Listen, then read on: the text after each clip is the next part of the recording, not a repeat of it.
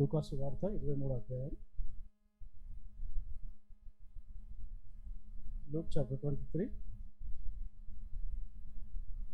verse 32 till 38.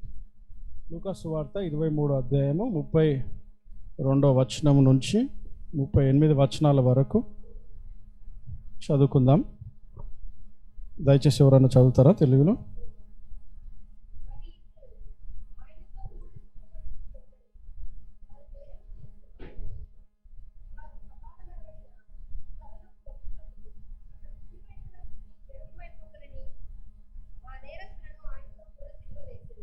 యేసు, తండ్రి, వీరేమి చేయుచున్నారో వీరెరుగరు కనుక వీరిని క్షమించమని చెప్పెను. వారు ఆయన వస్త్రములు పంచుకొనుటకై చీట్లు వేసిరి. ప్రజలు నిలవబడి చూచుచుండిరి.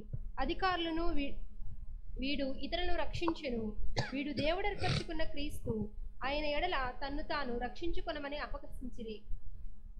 అంతట సైనికులు ఆయన యొద్దకు వచ్చి ఆయనకు చిరకనిచ్చి, నీవు యూదుల రాజు అయితే నిన్ను నీవే రక్షించుకొనమని ఆయన్ను అపహసించిరి. ఇతడు యూదుల రాజని పై విలాసము కూడా ఆయనకు పైగా వ్రాయబడెను. ప్రార్థన చేసుకుందాం. ప్రభు మనతో మాట్లాడాలని అందరం కూడా వ్యక్తిగతంగా ప్రార్థన చేసుకుందాం. పరిశుద్ధుడైన దేవా, మీకు వందనాలు చెల్లిస్తూ ఉన్నాం.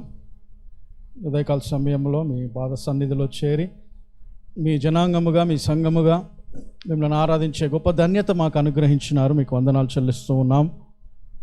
అయ్యా, మీరు మాట్లాడే దేవుడు ప్రభువా, మీరు సజీవుడయ్యే దేవుడు ప్రభువా. అయ్యా, ఈ ఉదయకాల సమయంలో మనం దర్శించండి. మీ వాక్యము ద్వారా మాతో మాట్లాడమని వేడుకుంటున్నాం. మీ వాక్యమే ప్రభువా మాకు నెమ్మదిని అనుగ్రహిస్తుంది. మీ వాక్యమే మాకు జీవం అనుగ్రహిస్తుంది ప్రభువా.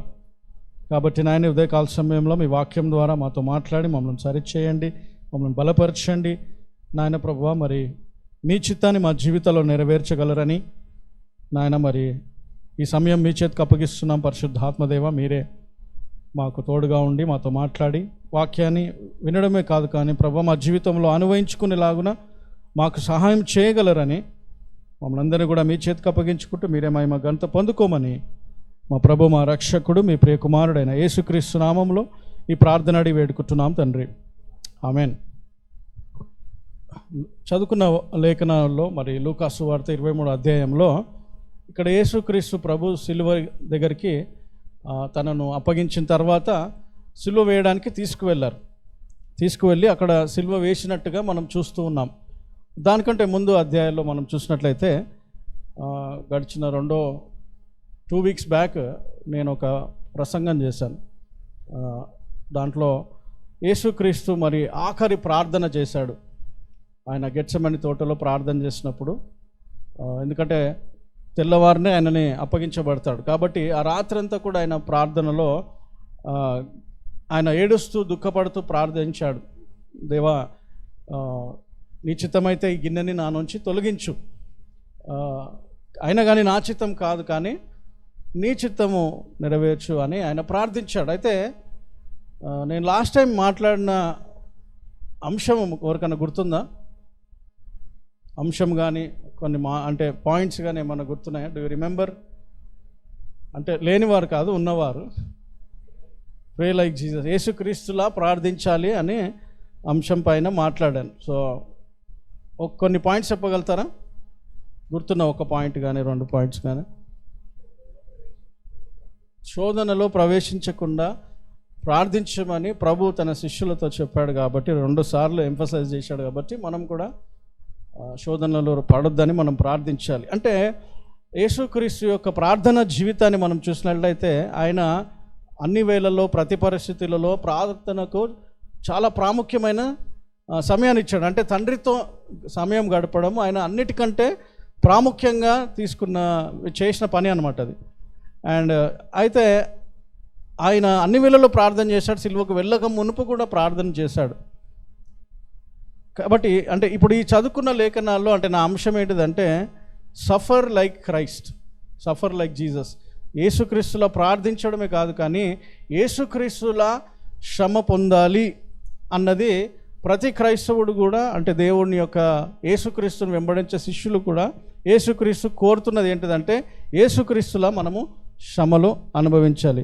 ఒక గొప్ప దైవజనుడు ఉన్నాడు, లియోనార్డో రావెన్హిల్. ఆయన ఏమన్నాడంటే చాలామంది క్రైస్తవులు యేసుక్రీస్తు సిలువ దగ్గరికి వస్తున్నారు కానీ సిలువ వేయబడాలని ఇష్టపడట్లేదు అని అంటున్నాడు.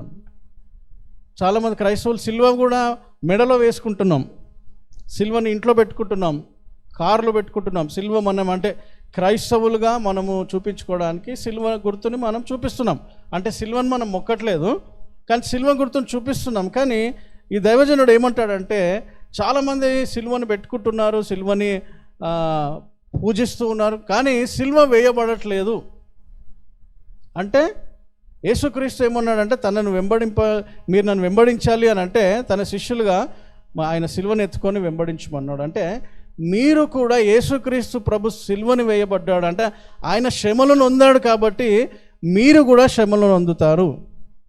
సో కాబట్టి we don't embrace sufferings as a Christians. మనము శ్రమలు పొందుకోవాలని ఇష్టపడము.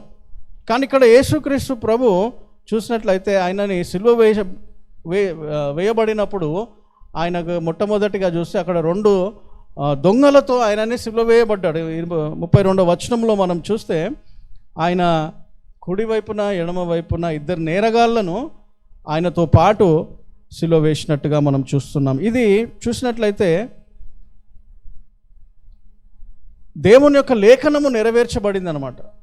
యేసుక్రీస్తు గురించి, మెస్సయ్య గురించి ఏదైతే ప్రవక్త అయిన యెషయా ప్రవచించాడో, మరి యెషయా గ్రంథం 53వ అధ్యాయంలో 12వ వచనంలో ఆయన మరి he will be numbered with the transgressors అంటే ఆయన ఈ మెస్సయ్య అనే వ్యక్తి పాపులతో కూడా ఎంచబడతాడు, పాపులతో కూడా ఆయన ఉంటాడు అన్నట్టుగా ఆ ప్రవచనాన్ని యేసుక్రీస్తు ప్రభు ఇక్కడ నెరవేర్చినట్టుగా చూస్తున్నాం. ఎందుకంటే యేసుక్రీస్తు ప్రభులో పాపం లేదు, పాపము ఎరగని వాడాయన, అయినా కానీ పాపుల మధ్యలోగా పాపిగా ఆయనని ఎంచబడ్డాడు అనేసి మనం చూస్తున్నాం. ఆ యొక్క లేఖనము ఇక్కడ నెరవేర్చినట్టుగా మనం చూస్తూ ఉన్నాం.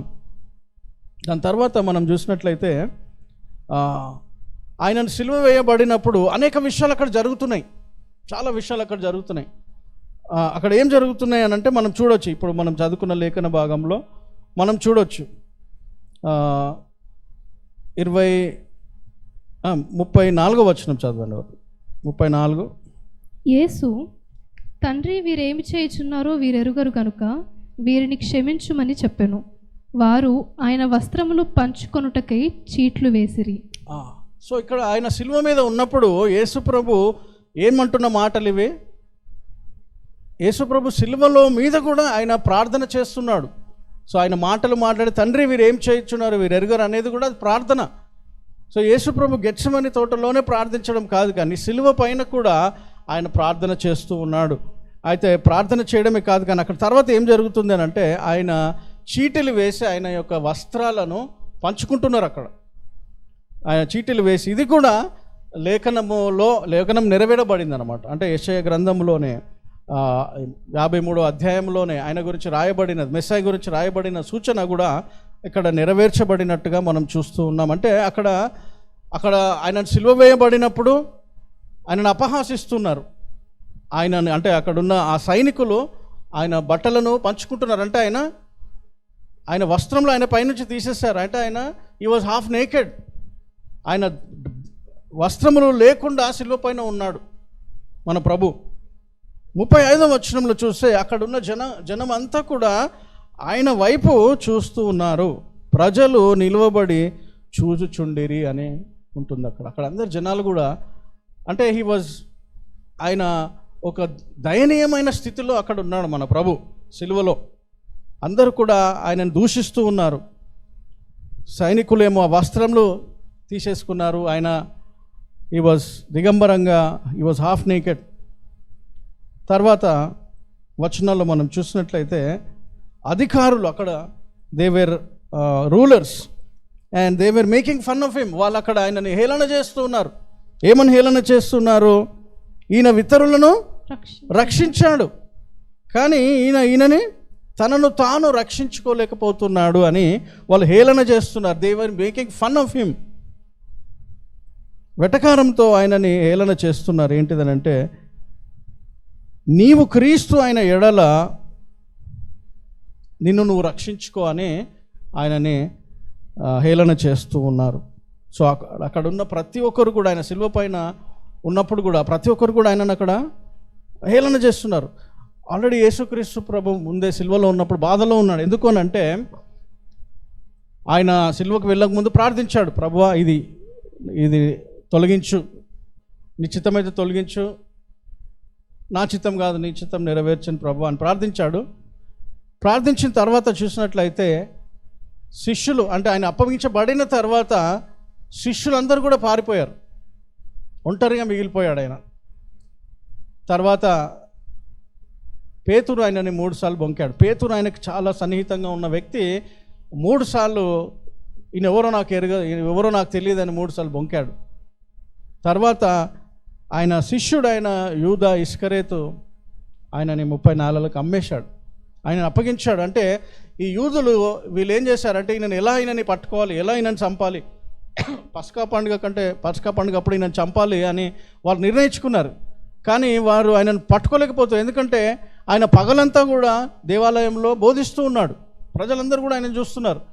అయితే ఈ పరిసయ్యులు సద్దకేయులు ఏమనుకున్నారంటే ఈయనని పట్టుకోవడం ఇప్పుడు సాధ్యం కాదు, ఎందుకంటే ఇప్పుడు ఈయనను పట్టుకున్నామంటే జనాలు తిరగబడతారు, ఎందుకంటే ఈయన ప్రవక్తగా, ఈయనని మెస్సయ్యగా వీళ్ళు ఎంచుకుంటారు, కాబట్టి మనం ఈయనను పట్టుకోలేం.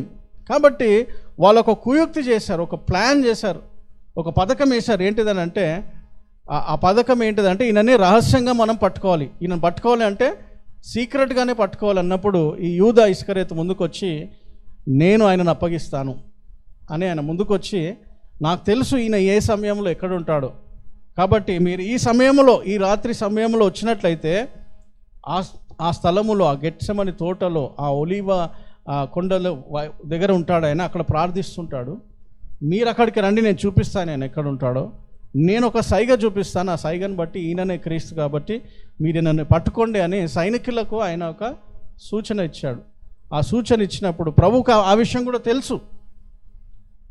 అందుకోసమే యూదా ఇస్కరేతు వచ్చి ప్రభువా అని ఆయనకు ముద్దు పెట్టినప్పుడు అంటాడు, నువ్వు నన్ను అప్పగిస్తున్నావా యూదా అని యూదాతో అంటాడు అన్నమాట. So Jesus was already broken, ఆయన బాధగా ఉన్నారు, ఎందుకంటే సొంత శిష్యుడు అమ్మేశాడు, శిష్యులందరూ పారిపోయారు. పేతురు ఏమన్నాడంటే నన్ను చంపేసిన నేను విడవని దేవా, నన్ను అప్పగించిన నేను విడవని దేవా అని చెప్పిన వ్యక్తి బొంకేసి వెళ్ళిపోయాడు. So Jesus was all alone suffering. And ఇవన్నీ కాకుండా ఇంతకంటే మించిన బాధ యేసుక్రీస్తులో ఏముందంటే తన తండ్రి చెయ్యి విడిచాడు అనేసి, అంటే తన తండ్రి చిత్తాన్ని నెరవేరుస్తున్నప్పుడు ఆ బాధ, ఇవన్నిటి బాధల కంటే తండ్రి నా చెయ్యి విడుస్తున్నాడు, తండ్రి నన్ను శిక్షిస్తున్నాడు అన్న బాధ యేసుక్రీస్తులో ఉన్నది. ఇవన్నీ బాధలు ఉన్నప్పటికీ యేసుక్రీస్తు ప్రభు సిలువలో వేయబడినప్పుడు అక్కడ ఉన్న వాళ్ళందరూ కూడా హేళన చేస్తున్నారు. తర్వాత అక్కడ ఉన్న సైనికులు కూడా 36వ వచనంలో కూడా వాళ్ళందరు సైనికులు కూడా ఆయనని అపహాసిస్తున్నారు. They were mocking, the soldiers were mocking. నీవు యూదుల రాజు అయితే 37వ వచనం చదువుతారా? 36. నీవు యూదుల రాజు అయితే నిన్ను నీవే రక్షించుకొనుమని ఆయనను అపహసించిరి. సో సైనికులు అందరూ కూడా ఆయన అపహసించి, నువ్వు నిజంగా యూదుల రాజు అయితే నిన్ను రక్షించుకో అని అంటున్నారు. దానికంటే ముందు ఆయననే సోర్ వైన్ కూడా ఆయనకి ఇచ్చిండ్రు అనమాట. సో ఇక్కడ ఇవన్నిటి మధ్యలో ఉన్నాడు ఆయన, ఇవన్నిటి మధ్యలో సిలువ పైన వేలాడుతున్నాడు. భూమికి ఆకాశంకి మధ్యలో ఆయన సిలువ పైన మేకుల పైన వేలాడుతూ ఉన్నాడు. అలాంటి పరిస్థితిలో ప్రభు ఏం చేస్తున్నాడు అనంటే ప్రభు ప్రార్థిస్తూ ఉన్నాడు. 34వ వచనం ప్రభు అయితే ఈ 34వ వచనం మనం చూసినట్లయితే ప్రభు అక్కడ ప్రార్థించాడు, వీరు ఏం చేయించున్నారు వీరికి తెలియదు అని ప్రార్థించాడు. యాక్చువల్గా మనం చూసినట్లయితే ఇవన్నీ జరగక మునిపి ఆయన ప్రార్థిస్తున్నాడు. కానీ ఇక్కడ గ్రీక్లో మనం చూసినట్లయితే it was a present tense, అంటే ఆయన ప్రార్థిస్తూనే ఉన్నాడు. ఆయన ఒక్కసారి చెప్పలేదు ప్రభువా వీరిని క్షమించు, వీరు ఏం చేయించున్నారు వీరు క్షమించు అని చెప్పట్లేదు, కానీ ఆయన పదే చెప్తున్నాడు అనమాట, పదే ప్రార్థిస్తూనే ఉన్నాడు.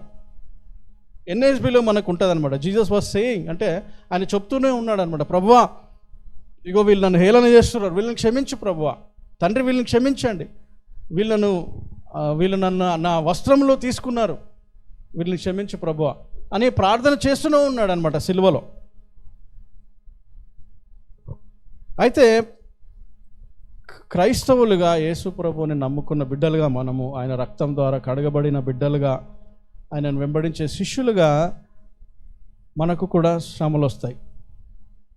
ఆ శ్రమలలో మనం ప్రార్థన చేస్తున్నామా? ప్రభువు శిలువపై నుండి ప్రార్థన చేస్తున్నాడు అంటే ఆయన ఆఖరి వరకు కూడా ప్రార్థనలో ఉన్నాడు. అంటే ప్రార్థన అంటే ఏదో అడుక్కోవడం కాదు, కానీ ఆయన తండ్రితో కనెక్టెడ్ అయి ఉన్నాడు. ఆ బాధలో కూడా తండ్రికి మొరపెడుతున్నాడు. Is addressing to the father. ప్రభువా తండ్రి అని ప్రార్థిస్తున్నాడు. చాలాసార్లు మనము ఒకవేళ అలాంటి పరిస్థితిలో కష్టాలలో మునిగిపోయి ఉండి కష్టాల మధ్యలో ఉన్నాము, అన్ని వైపుల నుంచి మనకు కష్టాలు వచ్చినాయి అనుకోండి, ఏం చేస్తాం? మనం ఏం చేస్తాం? ప్రార్థన చేస్తామా? దేవునికి మొరపెడతామా? తండ్రి అని అడుస్తామా? తండ్రి అని మొరపెడతామా? చాలాసార్లు మనం కష్టాలు ఉన్నప్పుడు ప్రభు వైపు చూడడానికి ఇష్టపడము. నాకు బాధగా ఉన్నది, నేను ఈ సమయంలో నేను ప్రార్థన చేయలేకపోతున్నాను, నేను చేయలేను అని అంటాం కూడా మనం సాకిస్తాం. కానీ ఇక్కడ ప్రభువు ప్రార్థిస్తున్నాడు తండ్రికి. నాకు ప్రార్థించాడు, నాకు అనిపించట్లేదు అని అంటాం మనం. ఒక్కొక్కసారి మనము బాధ దుఃఖం ఉందనుకోండి, నాకు ప్రార్థన చేయాలనిపించట్లేదు, నాకు బైబిల్ చదవాలనిపించట్లేదు, నాకు అనారోగ్యం ఉంది కాబట్టి నేను మోకరించి ప్రార్థించలేకపోతున్నాను, అంత మంచిగానక చేస్తాను అని మనం అనుకుంటాం. కానీ ఇక్కడ ప్రభువు చూసినట్లయితే సిలువలో నుంచి ఆయన ప్రార్థన చేస్తున్నాడు. ఆయన ప్రార్థన చేస్తున్నాడు ఏంది? ప్రభువా నన్ను దూషించిన వారు శిక్షించు ప్రభువా అంటున్నాడా? ఇగో వీడు నన్ను హేళన చేస్తున్నాడు ప్రభువా, వీడిని నాశనం చేయ ప్రభువా అంటున్నాడా? దేవుడు అంటే యేసు ప్రభు వారిని అంటే తండ్రిని సహాయం కోరుతున్నాడా, లేకపోతే వాళ్ళు శపించమని కోరుతున్నాడా? కోరట్లేదు. శ్రమలో ఉన్నప్పుడు మన ప్రార్థన క్షమించే ప్రార్థనగా ఉండాలి. క్షమించగలుగుతున్నామా? అసలు ప్రార్థన చేయగలుగుతున్నామా? అయితే క్రైస్తవ శ్రమలు అనేది మనం చూసినట్లయితే మనకు వచ్చే సమస్యలు అసలు శ్రమలు కావు. వాక్య ప్రకారంగా చూస్తే శ్రమలు ఆదిమ సంఘంలో, మనం బైబిల్లో సంఘంలో మరి శ్రమలు చూసినట్లయితే సువార్త కోసము వారు శ్రమలు పడ్డారు. అంటే యేసుక్రీస్తు నమ్ముకున్నందుకు వారిని చంపేశారు, యేసుక్రీస్తు నమ్ముకున్నందుకు వారిని ఇల్లులు తగలబెట్టారు, యేసుక్రీస్తుని నమ్ముకున్నందుకు వారిని సమాజం నుంచి వెలివేశారు. యేసుక్రీస్తుని నమ్ముకున్న బిడ్డను అన్నప్పుడు వారిని చంపేశారన్నమాట. అంత దారుణమైన పరిస్థితులు ఉన్నాయన్నమాట. యేసుక్రీస్తుకి సాక్షిగా ఉండడము, అలాంటి శ్రమలు వాళ్ళు పొందుకున్నారు. సువార్త నిమిత్తము శ్రమలు పొందుకున్నారన్నమాట. కానీ మనం ఇలాంటి శ్రమలు పొందుకుంటాం. మనం ఏమనుకుంటామో, మనకు ఆర్థికమైన ఇబ్బందులు ఉంటే శ్రమలు అనుకుంటాం. శ్రమలు అనుకొని ఏమనుకుంటాం? ప్రభువు నన్ను శోధిస్తున్నాడు, లేకపోతే ప్రభువు నన్ను టెస్ట్ చేస్తున్నాడు అని అంటాం. ఉదాహరణకు మనం ఏం చేస్తాం? మన దగ్గర డబ్బులు ఉంటాయి, మన దగ్గర ఒకవేళ నా దగ్గర 10,000 ఉన్నాయి అనుకోండి, నాకు ఒక ఫోన్ అవసరం. సో 10,000 పెట్టి నేను ఒక ఫోన్ కొనొచ్చు. కానీ 10,000 పెట్టి ఫోన్ కొనకుండా నేనేం చేస్తాను? అరే కొత్తగా ఐఫోన్ 17 వచ్చింది, 18 ప్రో మ్యాక్స్ ఏదో వచ్చింది కొత్తగా, అది కొనాలి నేను. ఇప్పుడు అందరి దగ్గర ఉంది, ఇప్పుడు అది స్టేటస్ సింబల్, నేను కొనాలి అని. అది 1,30,000 40,000 ఉంటుంది. నా దగ్గర ఉంది ఎంత? 10,000. అందులో ఇంకో 10,000 వేసి అంటే అది ఈఎంఐ కోసం తీసుకొని కొన్నాను. 30,000, ఇప్పుడు 1,30,000 పెట్టి ఫోన్ కొన్నాను అప్పులలో. కొని ఇప్పుడు నేను అప్పులు కడుతున్నాను. నాకు వచ్చిన జీతం అంతా కూడా దీంట్లోనే పోతుంది. అప్పుడు నేనేమంటాను? ప్రభువా నాకు పైసలు వస్తున్నాయి కానీ ఏం మిగలట్లేదు, అన్నీ అప్పులకు పోతున్నాయి, ఇది నాకు శ్రమ అని అనుకుంటాం మనం. కాదు శ్రమ అంటారా? దాని శ్రమ అంటారా? శ్రమ కాదు, అది మూర్ఖత్వం అంటారు. ఎందుకంటే నీకు ఇచ్చిన దాంట్లో నువ్వు తృప్తి చెంది నీకు ఉన్న దాంట్లో నువ్వు ఉండాలా. నువ్వు అప్పులు చేసి దానికి ఈఎంఐలు కట్టి నువ్వు ఎక్స్ట్రా అంటే నువ్వు చేయని దానికి కూడా, అంటే నువ్వు ఈఎంఐ కడుతున్నావు అంటే ఒక 10 నెలలు ఈఎంఐ కడుతున్నావు అంటే 10 నెలల జీతం నువ్వు కడుతున్నావు అంటే నువ్వు నీ కష్టాన్ని ముందుగానే నువ్వు వాళ్ళకి అప్పగించేసావు అన్నట్టు, దాసుడిగా అయిపోయినట్టు అనమాట. సో కాబట్టి అది శ్రమ కాదు, దాన్ని శ్రమ అనరు. శ్రమలు చాలాసార్లు క్రైస్తవులు మనం ఏమనుకుంటామంటే మనం తీసుకున్న నిర్ణయాలను బట్టి మనకు శ్రమ వస్తుంది. ఇప్పుడు ఆ ఈఎంఐ తీసుకోవాలని నేను నిర్ణయించుకున్నాను కాబట్టి అది నేను తీసుకున్న శ్రమ, అది ప్రభువు నాకు అనుగ్రహించిన శ్రమ కాదు. అది శ్రమనే కాదు అసలు. క్రైస్తవ శ్రమ అంటే క్రీస్తు కొరకు సాక్షిగా ఉండడము, క్రీస్తు కొరకు ఆయన వాక్యానుసారంగా జీవించడము. అది జీవించినప్పుడు మనకు శ్రమలు వస్తాయి, మనకు వ్యతిరేకంగా మనకు వ్యతిరేకం వస్తుంది, మనకి ఇబ్బందులు వస్తాయి. ఎందుకంటే క్రీస్తు బిడ్డలుగా ఉన్నప్పుడు మనం ఈ సమాజంలో నేను యేసుప్రభు శిష్యుడను, నేను క్రైస్తవుడను నేను రూఢిగా చెప్పినట్లయితే నీకు ఎక్కడ ఇల్లు దొరకదు. హైదరాబాద్లో అయితే ఇల్లు దొరకదు ఫస్ట్ ఆఫ్ ఆల్. తర్వాత నువ్వు క్రైస్తవులు అన్నప్పుడు వీళ్ళు ప్రార్థన చేసుకుంటారు కాబట్టి వీళ్ళ ఇల్లు ఇవ్వద్దు. సో కాబట్టి మనం చెప్పము, కొన్నిసార్లు మనం అవన్నీ చెప్పము, మనం బయలుపరచం. గవర్నమెంట్ విషయాల్లో వచ్చినప్పుడు క్రైస్తవుడిని నేను అన్నప్పుడు గవర్నమెంట్ జాబులు రావు. సో కాబట్టి అక్కడ మనము దాచిపెడతాం, అంటే క్రీస్తుకు సాక్షిగా ఉండం మనం అక్కడ. సో నిజంగా మనం ఒకవేళ క్రీస్తుని బిడ్డని అన్నప్పుడు ఖచ్చితంగా శ్రమలు, వ్యతిరేకత అనేది వస్తుంది. కానీ ఇక్కడ యేసు ప్రభు మన పాపముల కోసము తన శ్రమ అనుభవిస్తున్నాడు. అండ్ ఆయన వైఖరి ఏంటిదంటే సిలువ పైన కూడా ఆయన ప్రార్థన చేస్తున్నాడు. ఆయన ఏమని ప్రార్థన చేస్తున్నాడు అంటే, తండ్రి వీరేమి చేయుచున్నారో వీరు ఎరుగరు కాబట్టి వీరిని క్షమించుడి అని అంటున్నాడు. తండ్రికే ప్రార్థన చేస్తున్నాడు, తండ్రికి మొరపెడుతున్నాడు అన్న ఆ బాధలో కూడా, ఆ దుఃఖంలో కూడా. వాళ్ళందరూ అన్న హేళన చేసి అసలు ఎలాంటి పరిస్థితి అంటే అసలు నువ్వు మొగోన్వా అన్న టైప్ ఉంటుంది కొన్నిసార్లు. అంటే యవనస్తులుగా మనం ఉన్నప్పుడు, మన ఫ్రెండ్ సర్కిల్లో ఉన్నప్పుడు వాళ్ళు చేసిన ప్రకారంగా మనం చేయకపోతే అసలు నువ్వు మొగన్వేనా అని వాళ్ళు అట్లా రెచ్చగొడతారనమాట. అలాంటి పరిస్థితిలో నువ్వు అసలు రాజువేనా, నువ్వు యూదుల రాజు అని చెప్పుకుంటున్నావు, క్రీస్తుడు అని చెప్పుకుంటున్నావు, మళ్ళీ ఎక్కడ నీ అధికారం, ఎక్కడ నువ్వు అందరిని రక్షించుస్తున్నావు అంటున్నావు, నువ్వు రక్షించుకోలేని పరిస్థితిలో ఉంటున్నావు ఏంది, నువ్వు సిలువ పైన వేలాడుతున్నావు ఏంది, ఇలాంటిది దయనీయమైన స్థితిలో ఉన్నావేంటి, నువ్వు కాపాడుకో అని వీళ్ళు రెచ్చగొడుతున్నారు యేసుక్రీస్తుని. కానీ యేసుక్రీస్తు ప్రభు ఒక మాట కూడా అనలే, కానీ తండ్రితో ఆయన ప్రార్థిస్తూనే ఉన్నాడు. ఆయన తండ్రి వీరేం చేయుచున్నారో వీరు ఎరుగరు ప్రభు, క్షమించుని ఆయన వీరినని ప్రార్థిస్తూ ఉన్నాడు. వారెన్ విస్బీ గారు దీంట్లో అవుట్లైన్ ఇచ్చినప్పుడు ఆయన ఏమంటాడంటే, నా తండ్రిని is addressing to the father and is appealing to the father. ఆయన ఒక విన్నపం చేస్తున్నాడు ఏంటంటే వాళ్ళ పక్షాన ఈజ్ ఇంటర్సీడింగ్ ఫర్ దెమ్. వీరిని క్షమించు ప్రభు, వీరిని క్షమించు అని ప్రార్థిస్తున్నాడు. అక్కడ యేసు ప్రభు ఆ సిలువలో చేసిన కార్యం ఏంటిదనంటే, యేసు ప్రభు తాను సిలువ వేయక మునుపు ఏదైతే బోధ చేశాడో ఆ బోధని ఆయన అనుసరిస్తున్నాడు. అంటే is practising what is preaching. మీరు మత్తయి రాసిన సువార్త 5వ అధ్యాయం నుంచి 5, 6, 7 అధ్యాయాలు మీరు చదివినప్పుడు కొండ మీద ప్రసంగం, ఆ కొండ మీద ప్రసంగంలో యేసుప్రభు చెప్పిన మాటలు ఏంటివి అని ఏమంటాడు, నీ శత్రువుని నువ్వు క్షమించమన్నాడు, నీ శత్రువు కొరకు నువ్వు ప్రార్థించమన్నాడు, నీ శత్రువును నువ్వు దీవించమన్నాడు. అది చాలా కష్టమైన విషయం. కానీ యేసుప్రభు ఆ మాటలు బోధించి ఆ మాటలని ఆయన ఈ శిలువ పైన నెరవేరుస్తున్నాడు. ఎలా నెరవేరుస్తున్నాడు అంటే ప్రార్థిస్తున్నాడు, ఆయన శత్రువుల కోసం ప్రార్థిస్తున్నాడు, ఆయన శిలువ వేయబడిన శత్రువుల కోసము ప్రార్థిస్తున్నాడు. తండ్రి వీరిని క్షమించు తండ్రి అని ప్రార్థిస్తున్నాడు. అంటే యేసుప్రభు ఏదైతే బోధించాడో యేసుప్రభు దాన్ని ఇప్పుడు ప్రాక్టికల్గా నెరవేరుస్తూ ఉన్నాడు. అంటే ఆయన అది చేస్తూ ఉన్నాడు. మన ప్రభువు ఆయన ఏదైతే బోధించాడో అది చేసిన దేవుడుగా ఉన్నాడు.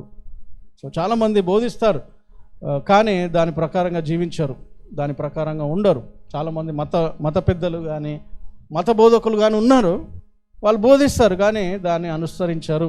కానీ యేసుప్రభు ఇక్కడ ప్రాక్టికల్గా ఆయన చేసింది ఆయన నెరవేర్చినట్టుగా చూస్తున్నాం. ఆయన శత్రువులైన వారిని క్షమించినట్టుగా చూస్తూ ఉన్నాడు. అయితే మూడోది ఒకటి, ఆయన he is addressing to the father, he is appealing to the father and is also argument. ఆయన తండ్రితో చెప్తున్నాడు ఎందుకు వీరిని క్షమించాలి.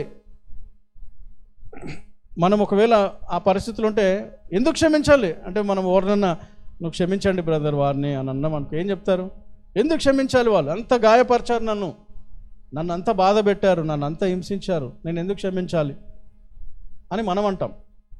కానీ ఇక్కడ యేసుప్రభు ఏమంటున్నాడు, తండ్రి వారు ఏం చేయుచున్నారో వారికి తెలియదు, వారిని ఎందుకు క్షమించమంటున్నాడంటే, ప్రభు వారు ఏం చేస్తున్నారో వారికి తెలియదు కాబట్టి వారిని క్షమించండి అని అంటున్నాడు. So Jesus is giving a reason, is argumenting with the father that father forgive them because they don't know what they are doing. వాళ్ళు ఏం చేయించున్నారో వారు ఎరుగరు కాబట్టి వారిని క్షమించు ప్రభువా అని యేసుక్రీస్తు ప్రార్థిస్తూ ఉన్నాడు. అండ్ ఆ ప్రార్థన యేసుక్రీస్తు తండ్రి అయిన దేవుడు దాన్ని విన్నాడు. ఆ విన్నాడు కాబట్టే వారిని క్షమించాడు. విన్నాడు కాబట్టే మనని కూడా క్షమించాడు. ఎందుకంటే యేసుక్రీస్తు ప్రభు మన పాపముల నిమిత్తము ఆయన సిలువ వేయబడ్డాడు.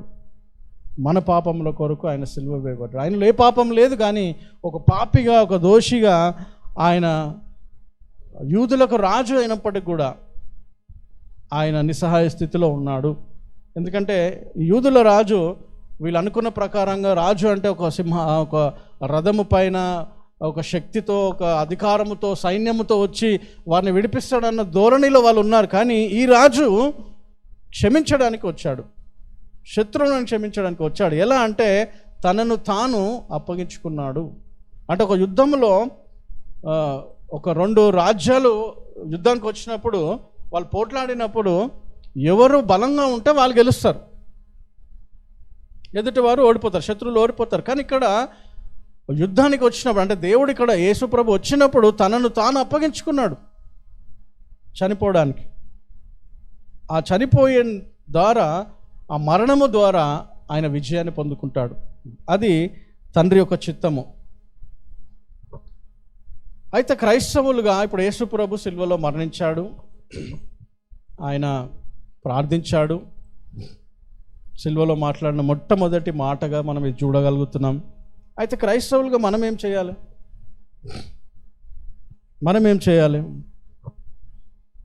మొదటి పేతురు పత్రిక 2వ అధ్యాయము 21వ వచనం చూసుకుందాం. క్రీస్తు కూడా మీ కొరకు బాధపడి మీరు తన అడుగుజాడల యందు నడుచుకున్నట్లు మీకు మాదిరి ఉంచిపోయెను. దానికంటే ముందో వచనం 20వ వచనం. తప్పిదమునకే దెబ్బలు తిన్నప్పుడు మీరు సహించిన ఎడల మీకేమి ఘనము? మేలు చేసి బాధపడినప్పుడు మీరు సహించిన ఎడల అది దేవునికి హితమగును. ఇందుకు మీరు పిలువబడితిరి. క్రీస్తు కూడా మీ కొరకు ఎందుకు మీరు పిలువబడితిరి అని అన్నాడు. ఎందుకు పిలువబడితిరి? ఇంగ్లీష్లో ఏమంటుందంటే for to this you have been called. ఎందుకు మీరు పిలువబడితిరి? దేనికి పిలువబడితిరి? దేనికోసం పిలువబడితిరి? దేనికోసం పిలువబడితిరి? మనం దేనికోసం పిలువబడ్డామంట క్రైస్తవులుగా, ఆయనను వెంబడించే శిష్యులుగా? ఇందుకోసం పిలువబడింది అంటే మనం ముందు వచనాలు చూడాలి దేనికోసం అన్నది.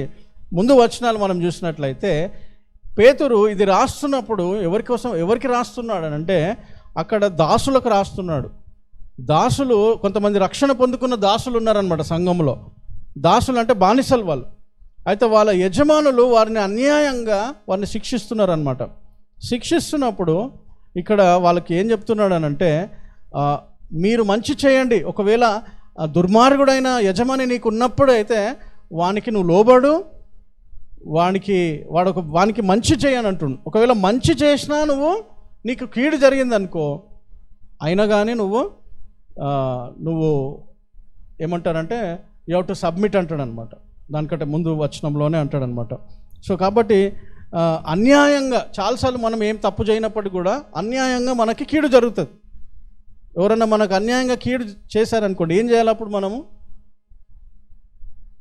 ఏం చేయాలా? అన్యాయంగా మనకి కీడు జరిగిందనుకో ఏం చేయాలా?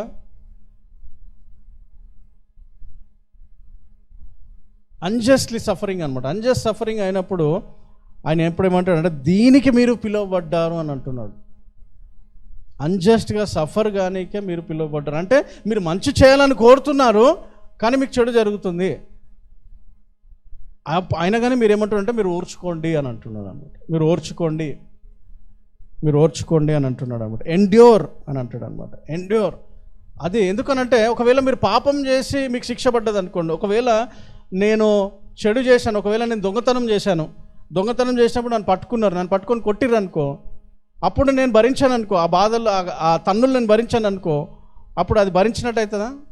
కాదు. అదే చెప్తాడు అక్కడ. ఒకవేళ మీరు పాపం చేసి దాన్ని భరించిర్రు అనుకోండి, అది మీకేం లాభం. కానీ ఒకవేళ మీరు మంచి చేసి దానికి మీరు అవమానాలు, నిందలు, దానికి మీరు అన్జస్ట్గా సఫర్ అవుతున్నారు అనుకోండి, మీది ఏం తప్పు లేనప్పటికీ కూడా, అప్పుడు దానికి మీరు లోబడండి అని అంటున్నారు. ఎందుకు మీరు పిలువబడితే అని అంటారు, దీనికోసం మీరు పిలువబడ్డారు. కాబట్టి you have to endure suffering. ఆ టైంలో యేసుక్రీస్తు లాంటి ఎగ్జాంపుల్ మనం చూడాలి. సో మనం చేయాల్సిన పని ఏంటిదంటే, క్రైస్తవుడిగా శ్రమలో ఉన్నప్పుడు యాక్చువల్గా మనం ఏంటంటే మనం పరిశీలించుకోవాలి మన జీవితంలో. నీ జీవితంలో ఒకవేళ శ్రమలు ఉన్నాయంటే వేటిని బట్టి నీకు శ్రమలు ఉన్నాయి, నువ్వు తీసుకున్న నిర్ణయాలను బట్టి. కొన్నిసార్లు తప్పు నిర్ణయాలు తీసుకున్నావు అంటే దాన్ని బట్టి నీకు శ్రమలు ఉంటాయి. సో దాన్ని నువ్వు దేవుని నిందించే అవసరం లేదు. అది క్రైస్తవ శ్రమ కాదు, అది నువ్వు తెచ్చుకున్న శ్రమ. కాబట్టి నువ్వేం చేయాలి, పాపక్షమాపణ అడగాలి. ప్రభువా, నేను తీసుకున్న నిర్ణయాలు సరి అయిన నిర్ణయాలు కావు, వాక్యానుసారమైన నిర్ణయం తీసుకోలేదు, ప్రార్థనతో నిర్ణయం తీసుకోలేదు, కాబట్టి ఈ పరిస్థితిలో నేను ఉన్నాను, కాబట్టి నన్ను క్షమించు అని మనం నిజాయితీగా దేవుని దగ్గర ఒప్పుకోవాలి. ఒకవేళ నిజంగా మనము వాక్యానుసారంగా జీవిస్తూ శ్రమ పొందుతున్నాము అని అంటే అది దేవునికి ఇష్టమైనదంట. మీరు 19-20 వచనాలు చదివితే ఇక్కడ అంటారు, this is gracious thing in the sight of God అని అంటాడు అనమాట. చదవండి ఒకసారి, చదువుతారా? ఎవడైనను అన్యాయముగా శ్రమ పొందుచు దేవుని గూర్చిన మనస్సాక్షి కలిగి దుఃఖము సహించిన ఎడల అది హితమగును. తప్పిదమునకే దెబ్బలు తినప్పుడు మీరు సహించిన ఎడల మీకేమి ఘనము? మేలు చేసి బాధపడినప్పుడు మీరు సహించిన ఎడల అది దేవునికి హితమగును. దేవునికి హితమగు అంటే మీరు ఇతరులకు మంచి చేసి మీరు నిందలు పొందుకుంటున్నారు అని అంటే అది దేవునికి ఇష్టం అంట. దేవునికి సహిస్తున్నారు అంటే అది ఇష్టం. If you are enduring unjust suffering, అది దేవునికి ఇష్టం అంట. సో చాలాసార్లు మనం ఆ శ్రమ మనకు వచ్చినప్పుడు రెసిస్ట్ చేస్తాం మనం. అంటే దానికి రియాక్ట్ అయిపోయి మనం రియాక్ట్ అయిపోయి ఏం చేస్తామనంటే ప్రతీకారం తీసుకుందాం అనుకుంటాం. We want to take revenge. లేకపోతే ఎట్లా నేను క్షమించాలి, ఎందుకు జరిగింది నాకు ఇది, నేను ఎందుకు ఈ శ్రమలు అనుభవిస్తున్నాను, నేను ఎందుకు మంచి చేసినా నాకు ఎందుకు కీడు జరుగుతుంది అని మనం అనిపిస్తుంది. కానీ ఇక్కడ ఏమంటారంటే, ఒకవేళ మనం సహిస్తున్నాము, if we endure it pleases God అంట, అది దేవునికి ఇష్టకరమైందని అంట. సో దేవుడు మన నుంచి మన శ్రమలలో ఏమి కోరుకుంటున్నాడంటే, మన బాధలో మన దుఃఖంలో ఏమి కోరుకుంటున్నాడంటే మనము దాన్ని సహించాలి. We have to endure it. సహించే శక్తి కూడా దేవుడే మనకు అనుగ్రహిస్తాడు, సహించే ఓపిక కూడా దేవుడే మనకు అనుగ్రహిస్తాడు. ఎప్పుడైతే మనము ప్రభువా ఇది నీ చిత్తం కాబట్టి నీ చిత్తం నెరవేర్చబడని కాక అని ప్రభువులాగా ప్రార్థించినప్పుడు, ప్రభు యొక్క సహాయాన్ని కోరుకున్నప్పుడు ప్రభు తన కృపను అనుగ్రహించి మనము సహించే శక్తితో మనకు అనుగ్రహిస్తాడు. దీనికి మీరు పిలువబడితే అని అంటున్నాడు అనమాట. సహించడానికి దేవుడు మనల్ని పిలిచాడు. అండ్ ఎందుకు అని అంటే 21వ వచనంలో, అంటే 21వ వచనంలో క్రీస్తు కూడా మీ కొరకు బాధపడి మీరు తన అడుగుజాడల యందు నడుచునట్లు మీకు మాదిరి ఉంచిపోయాను. యేసు ప్రభు అన్యాయంగా ఆ కల్వరి సిలువలో చేయని పాపానికి ఆయన కల్వరి సిలువలో సిలువ వేయబడ్డాడు. వస్త్రములు లేకుండా అంటే భయంకరమైన స్థితిలో ఘోరమైన ఆ మరణాన్ని ఆయన అనుభవిస్తూ ఉన్నాడు. నిందలు అవమానాలు భరిస్తున్నాడు. కానీ ఆయన పైన వేసిన ప్రతి నిందలకు ఆయన జవాబిచ్చాడా? తిరిగి ఒక మాట అన్నాడా? ఏమన్నా స్పందించాడా? లేదు. ఆయన సహించాడు, అవన్నీ కూడా భరించాడు. అవన్నీ కూడా ఆయన ఇది ఎందుకంటే తండ్రి యొక్క చిత్తము యేసుక్రీస్తుకి ఏంటంటే ఆయన సిలువలో వెళ్ళి చనిపోవాలి, లోక పాపము అంతా కూడా ఆయన పైన వేయబడింది. కాబట్టి he did not say a word, ఒక మాట కూడా ఆయన మాట్లాడలేడు. ఎందుకనంటే మన పాపముల కోసం చనిపోయి ఒక మాదిరిని మనను ముంచాడు. అంటే he set an example for us to follow in his footsteps, ఆ మార్గంలో వెళ్ళడానికి. సో మనము అలాంటి పరిస్థితిలో ఉన్నప్పుడు గమ్మునుండగలుగుతామా? మాట్లాడకుండా. మన పైన నిందలు వచ్చాయి అనుకోండి, మన పైన దూషించారనుకోండి, మనం తిట్టారనుకోండి, లేకపోతే మన అన్యాయంగా వచ్చిందనుకోండి, ఏమవుతుంది? ఏం చేస్తాం? గమ్మున ఉండగలుగుతామా? ఒక వేలు మన వైపు వచ్చిందంటేనే కథం, ఇమ్మీడియట్గా మనం ఫైర్ చేసేస్తాం. నేను చేసినా ఇది వి డిఫెండ్ అవర్ సెల్ఫ్స్, మనం ఇమీడియట్గా డిఫెండ్ చేసుకుంటాం. కానీ ఇక్కడ ప్రభు మాదిరిలో నడవాలి అన్నప్పుడు మన తప్పు లేనప్పుడు మనం డిఫెండ్ చేయాల్సిన అవసరము లేదు. But we have to endure it, సహించాలి. ఇది ప్రతి ఒక్కరి క్రైస్తవ జీవితంలో, ప్రతి ఒక్కరి జీవితంలో ఇలాంటి పరిస్థితులు వస్తాయి, ఖచ్చితంగా వస్తాయి. అంటే ప్రభు కోసం నిలబడినప్పుడు ఖచ్చితంగా శ్రమలు వస్తాయి, ఖచ్చితంగా అవమానాలు వస్తాయి, ఖచ్చితంగా నిందలు వస్తాయి. మంచి చేసినప్పుడు నీకు చెడు వస్తుంది. ఎందుకంటే దేవుని వాక్యం ఉంటుంది, ఇందుకొరకు మీరు పిలువబడ్డారు, దీని కొరకు పిలువబడ్డారు.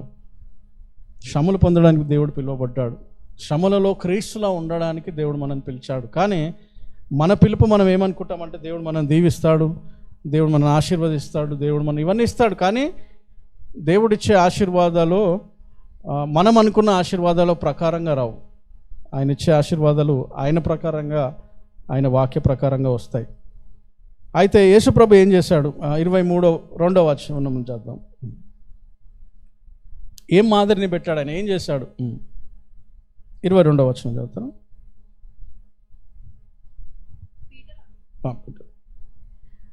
ఆయన పాపము చేయలేదు, ఆయన నోట ఏ కపటమును కనబడలేదు, ఆయన దూషింపబడి బదులు దూషింపలేదు, ఆయన శ్రమ పెట్టబడి బెదిరింపక న్యాయముగా తీర్పు తీర్చు దేవునికి తన్ను తాను అప్పగించుకొనెను. సో ఆయనను తిట్టినప్పుడు ఆయన ఏమి తిరిగి ఆయన ఒక మాట అనలేదు, ఆయనను అవమానించినప్పుడు తిరిగి ఒక మాట అనలేడు, ఆయనను ఇన్సల్ట్ చేసినప్పుడు తిరిగి ఒక మాట అనలేడు, ఆయన దూషించలేడు.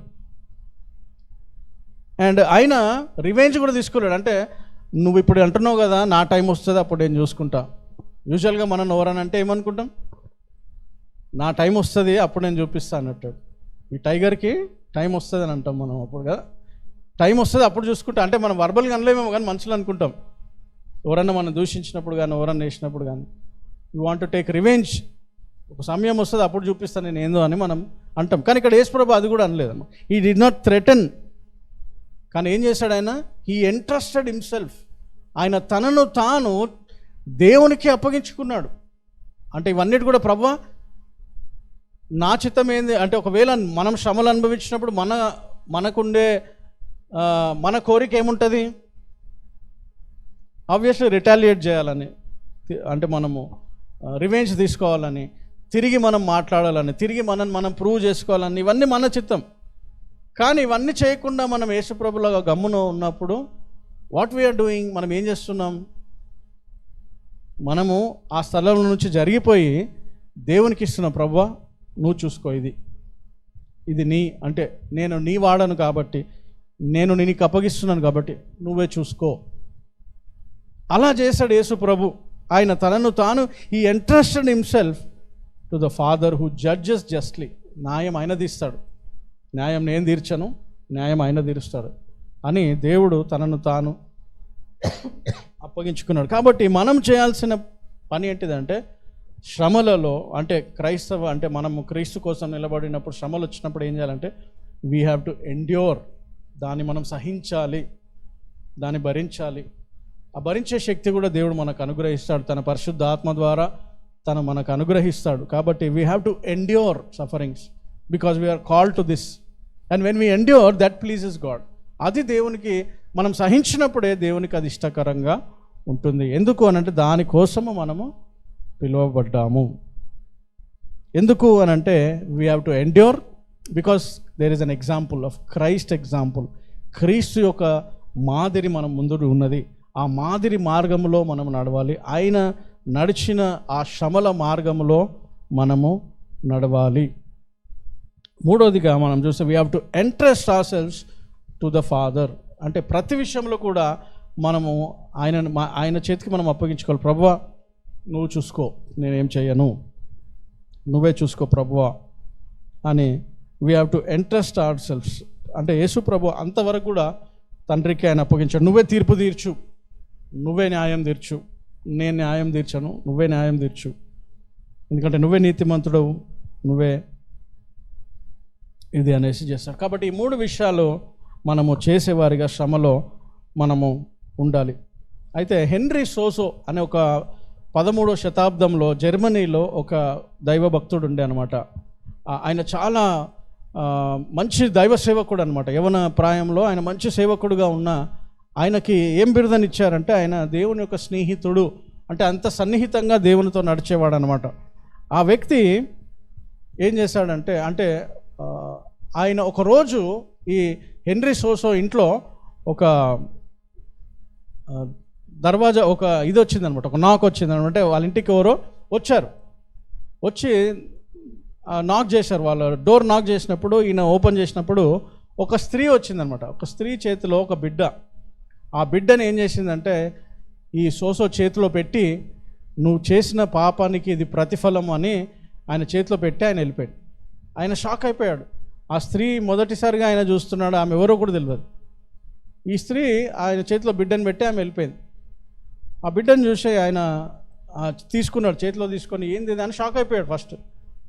తర్వాత ఈ మాట అంటే చుట్టుపక్కల అందరు తెలిసింది ఏంటంటే ఈయన ఏదో పాపం చేశాడు కాబట్టి ఈ బిడ్డని వచ్చింది ఈయనకి అనేసి, ఈయన ఏదో పాపపు పని చేశాడు కాబట్టి ఇది వచ్చిందని అందరికీ వెళ్ళిపోయింది. అప్పటి వరకు ఆ స్థలంలో ఆయనకి ఒక మంచి పేరుంది, ఒక మంచి దైవజనుడని. ఆ పాపని ఆ బిడ్డను తీసుకున్న తర్వాత ఈయన, ప్రభువా నేను ఏం చేయాలి, నేను చేయని తప్పు ఇది నా చేతిలో వచ్చింది, దీన్ని ఏం చేయాలి ప్రభువా అని ఆయన దేవునికి ప్రార్థించాడు మొదటిగా. అయితే ప్రభు ఆయనతో అన్న మాటలు ఏంటంటే, నేను ఏ విధంగా నీ కొరకు శ్రమలు అనుభవించానో నువ్వు కూడా శ్రమలు అనుభవించి నువ్వేం మాట్లాడకు అని ఆయనతో చెప్పినప్పుడు చాలామంది వచ్చి ఆయన నేను నిందలు వేసి, ఎవరు నువ్వు చేసిన పాపం ఏంది అన్నప్పుడు ఆయన ఒక్క మాట కూడా మాట్లాడలేడు అనమాట. ఎవరు కూడా ఆయన డిఫెండ్ చేసుకోలేదు, ఇది నా బిడ్డ కాదు, నేను చేయలేదు, ఆమె ఎవరో నాకు తెలియదు, ఇవన్నీ ఏం చెప్పలేడు ఆయన ఆ బాబుని పెంచుతూనే ఉన్నాడు అనమాట. ఆ నిందలు అన్నీ వచ్చినప్పటికి కూడా, అక్కడ ఆయన టెస్ట్ మనీ పోయినప్పటికి కూడా ఆయన ఒక మాట మాట్లాడకుండా ఆ బిడ్డని పెంచడం మొదలుపెట్టాడు.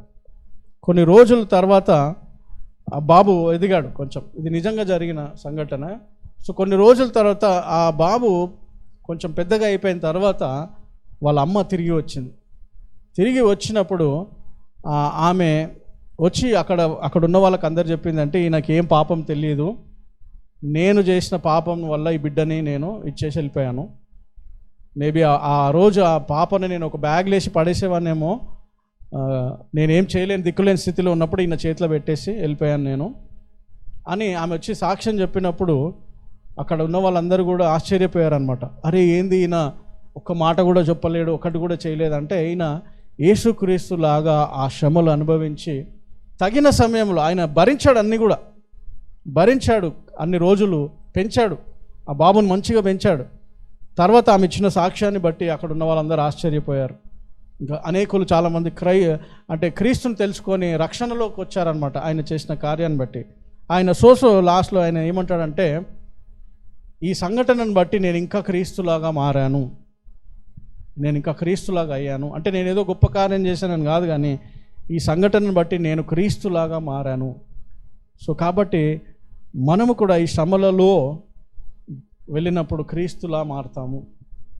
మనము అది ఎప్పుడైతే మనము దాన్ని సహిస్తామో, ఆ శ్రమలు సహిస్తామో, ఆ నిందలు మనం సహిస్తామో, తండ్రికి ప్రార్థన చేస్తామో, ఏ విధంగా యేసు ప్రభు ప్రార్థన చేశాడు తన శత్రువులను క్షమించమని, అలాంటి మనస్తత్వంతో మనం ప్రార్థన చేసినప్పుడు మనం యేసుక్రీస్తు మాదిరిని ఆయన ఎగ్జాంపుల్ని మనం ఫాలో అయినప్పుడు మనను మనం ప్రభువుకు అప్పగించి, ప్రభువా నువ్వే న్యాయం తీర్చు, నేను కాదు ప్రభువా, నేను ప్రతీకారం తీర్చను, నువ్వే తీర్చు ప్రభువా అన్నప్పుడు ప్రభు ఆ కార్యాన్ని చేస్తాడు. కాబట్టి క్రీస్తు శ్రమలో ఏ విధంగా అనుభవించాడో అలాంటి శ్రమలు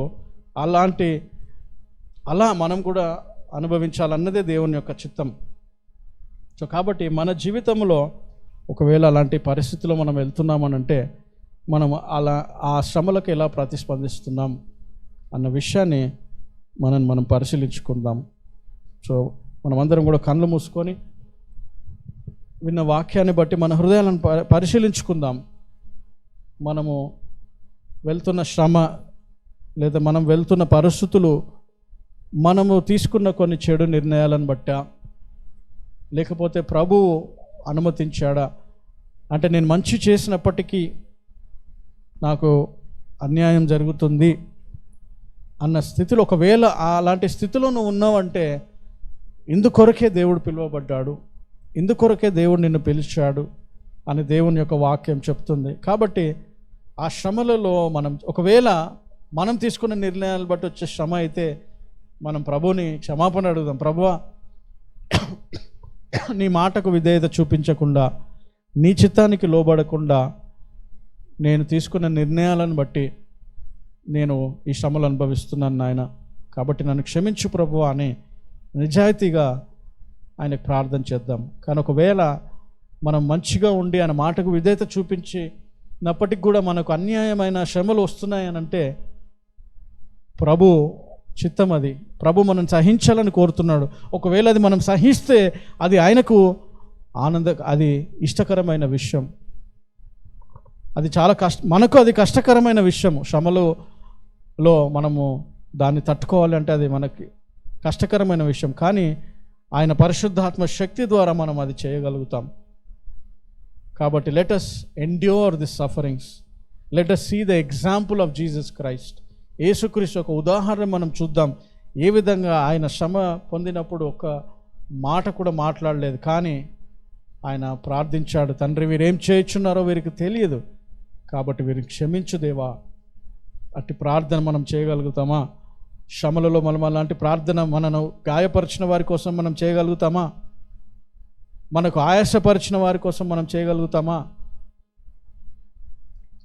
మనం చేయలేని పరిస్థితిలో ఉంటాం. కానీ పరిశుద్ధాత్మ ద్వారా, యేసుక్రీస్తు ద్వారా మనం చేయగలుగుతాము. మనల్ని మనం అప్పగించుకుందాము. Let us entrust ourselves to God who is a righteous judge. ఆయన తీర్పు తీరుస్తాడు కాబట్టి ఆయనకు అప్పగిద్దాం, మన చేతిలో మనం ఏం చేసుకోకుండా. మన ఎదుట బల్ల ఉన్నది, ఆ బల్లలో మనం సిద్ధపడదాము. యేసుక్రీస్తుని ప్రభువుగా, రక్షకుడిగా అంగీకరించిన ప్రతి ఒక్కరు కూడా మళ్ళీ ఆయన మాటకు విధేయత చూపించి మరి ఆయన బల్లలో మరి మాట చూపించి